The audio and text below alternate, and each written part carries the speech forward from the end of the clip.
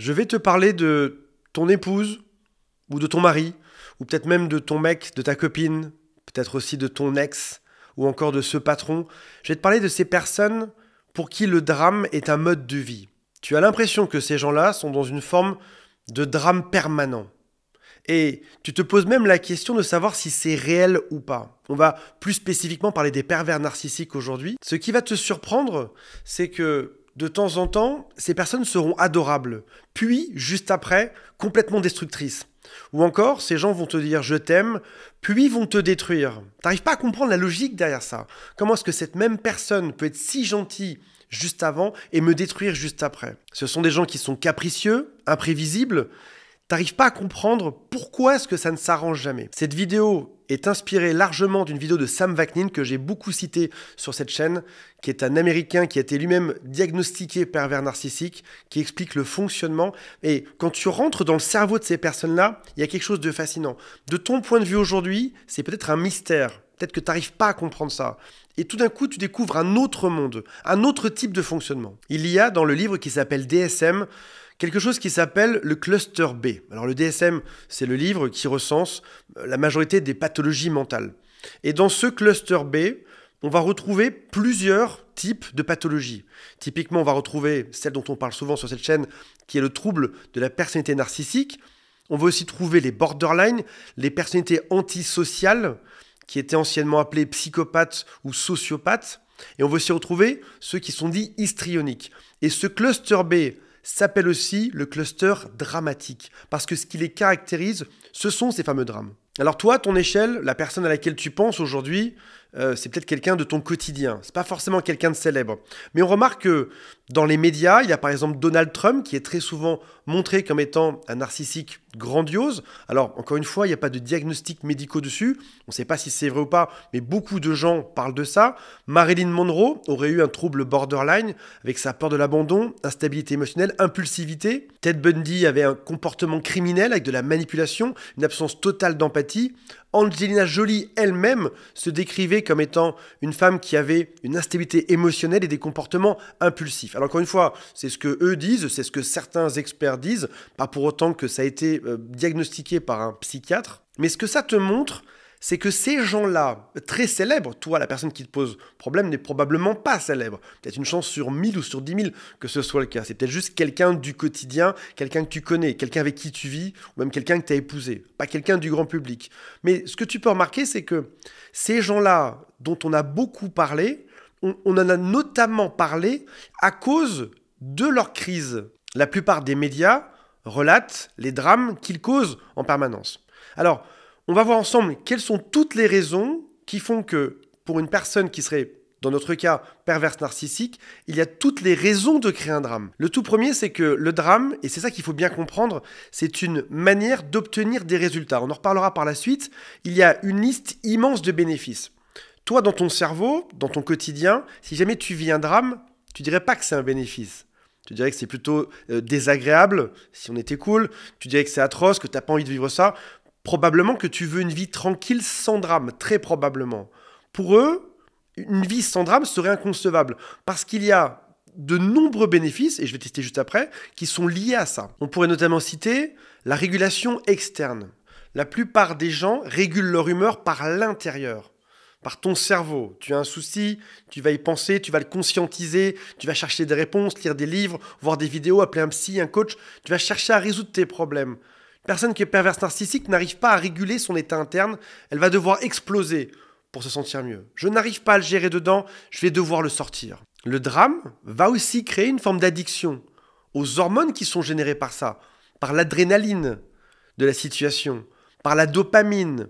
La dispute va souvent amener une phase de réconciliation par la suite. Ce sera aussi un challenge. Par exemple, quand tu regardes une série sur ta plateforme de streaming, tu vas chercher des séries qui sont plutôt mystérieuses, parce que ton cerveau aura envie de comprendre la suite de cette histoire. Une personne mystérieuse génère une forme de fascination. Il y a quelque chose à résoudre, il y a quelque chose à comprendre. Peut-être même que dans la relation que tu as avec cette personne, tu as essayé de faire des tonnes de choses pour résoudre la situation, pour comprendre ce qui se passait.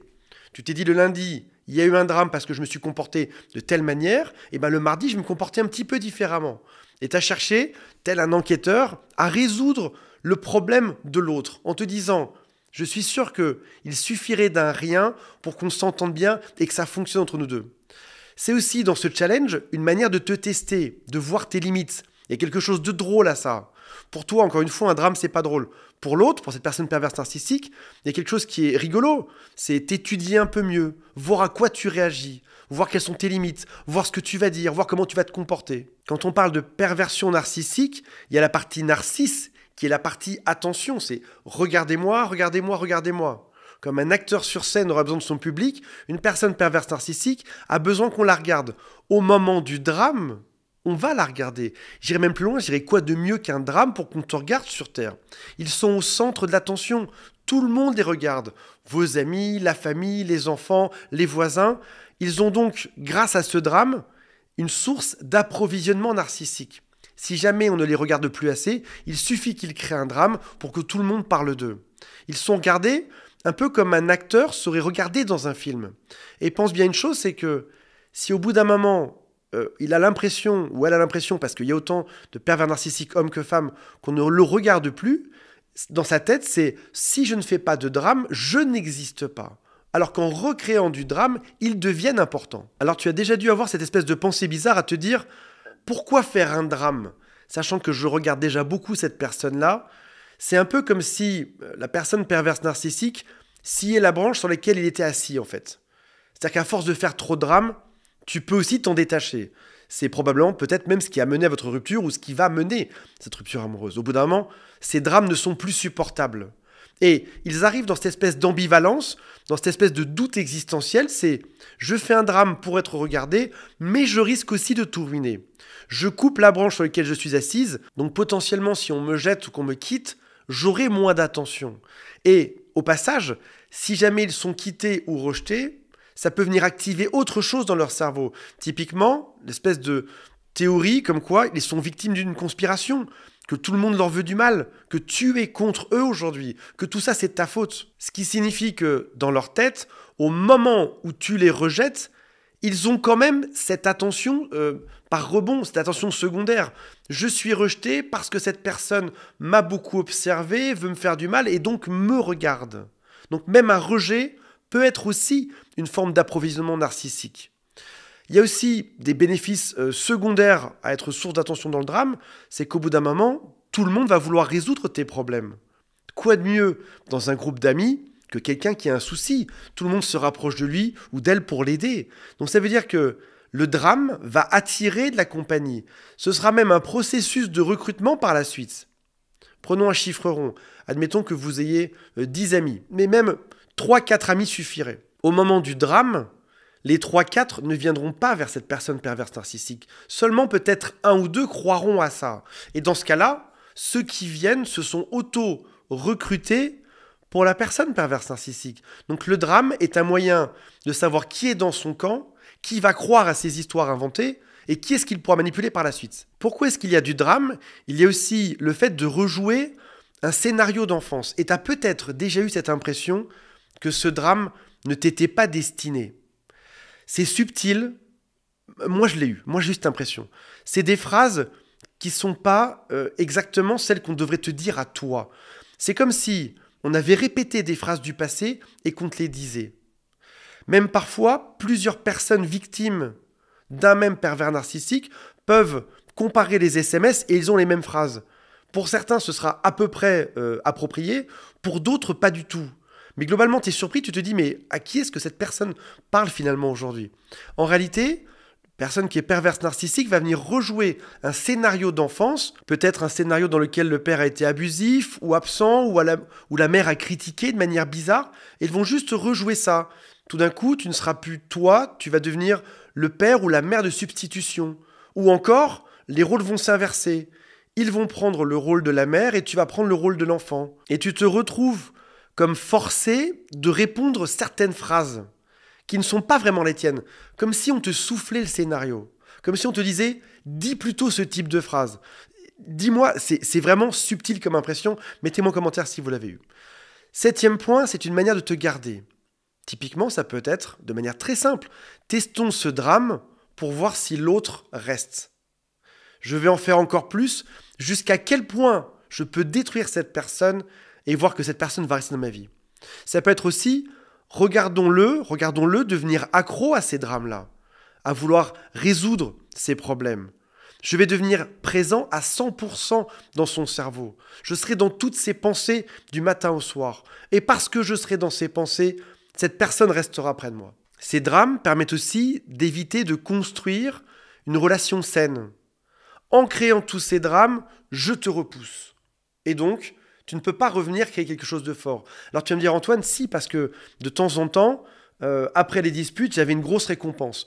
Par exemple, on avait une relation intime et c'était génial. Et puis ça recommençait après, redrame à nouveau. Alors oui, bien sûr qu'il y a eu ces retrouvailles qui étaient chaleureuses. C'était même ta récompense en fait. À chaque fois que tu tentais de résoudre ce drame inventé, c'était un drame qui était créé sur mesure, qui n'avait aucun sens, qui n'était basé sur rien. Chaque fois que tu le résolvais, tu avais une récompense. Mais globalement, même si ça fait des pics de temps en temps, c'est une relation qui va vers le bas. C'est une relation qui s'effrite. Aucune relation avec une personne perverse ne peut durer dans le temps. Donc oui, il y a des hauts, mais on va vers la fin de cette relation. Et c'est ce qui fait que globalement, ça évite l'intimité émotionnelle de créer un lien stable avec quelqu'un. Un lien où on pourrait se dire, par exemple, on va rester ensemble pour la vie. Là, c'est impossible, parce que tous ces drames viennent saboter la relation. Dis-toi bien qu'une personne saine, toi par exemple, tu vas progresser dans ton modèle du couple. Par exemple, tu vas apprendre des choses, tu vas apprendre de tes erreurs, tu vas mieux écouter l'autre, tu vas modifier ton comportement. Peut-être même que si ça se passe mal, tu vas chercher un autre type de partenaire pour avoir un autre type de relation. Parce que ce que tu veux, c'est être heureux en couple de manière saine et que tout se passe bien. Toi, dans ton comportement, tu t'adaptes, tu te modifies, tu fais tout pour que ça se passe bien et t'évites les drames. Et qu'on se mette bien d'accord, certaines disputes peuvent être utiles même dans un couple sain. Il y a même des drames parfois dans un couple qui est très sain. Mais ce n'est pas un mode de vie pour toi. Ça reste plutôt une exception. Tu ne pourrais pas considérer normal de créer des drames un jour sur deux. Pourtant, c'est ce que tu as vécu, cette relation avec la personne qui est perverse narcissique. Là, ce n'est pas le cas. La partie dramatique est partie intégrante de son modèle. Typiquement, une personne perverse va se dire « Ce drame me permet de mieux connaître l'autre. Je vais découvrir par exemple ses craintes, ses peurs, ses failles, ses joies. Je vais voir comment est-ce qu'il s'en sort là-dedans. » C'est une façon de te tester de manière quotidienne. C'est pour te sonder. Un peu comme un enfant irait disséquer un jouet que tu irais lui offrir pour savoir comment ça marche dedans. Là, c'est pareil. Cette espèce d'enfant sadique dans un corps d'adulte va venir disséquer ce qu'il y a en toi pour comprendre comment tu fonctionnes. Pour savoir par cœur qu'est-ce qui te déclenche. Qu'est-ce qui déclenche ton bonheur? Qu'est-ce qui déclenche tes craintes? Qu'est-ce qui déclenche ton angoisse? Un peu comme The Masters of Puppets, celui qui va venir bouger la petite poupée avec ses mains, il sait exactement quoi jouer. À chaque drame, il en sait un peu plus sur toi. Et j'insiste sur le fait qu'une personne perverse narcissique te connaisse mieux que quiconque sur Terre. Même ta mère ou ton père n'a pas créé autant de drames pour savoir à quoi tu réagissais. Lui, t'a étudié, ou elle t'a étudié en permanence pendant des mois, à la loupe, pour savoir précisément comment tu fonctionnes. Donc il faut bien comprendre que ce drame vient renforcer l'image fantasmée du pervers narcissique. Il y a différentes images. On est quand même dans un environnement qui est chaotique. On n'est pas sur quelqu'un de stable dans le temps. Tu as dû le voir, je pense. Tu as dû t'en apercevoir. Parfois, il va être faible dans son scénario et tu seras la personne forte. Il va se dire victime de toi. Et puis, quelques minutes après, ce sera lui, la personne forte, et toi, la personne faible. Il va t'aimer, et puis quelques heures après, il va te détester. Il va vouloir que vous fassiez toute votre vie ensemble. Ensuite, il va vouloir que vous vous sépariez. Parce que chacun de ces scénarios vient rejouer quelque chose de son enfance, vient renforcer l'un des scénarios dans sa tête, qui sont pour lui très crédibles.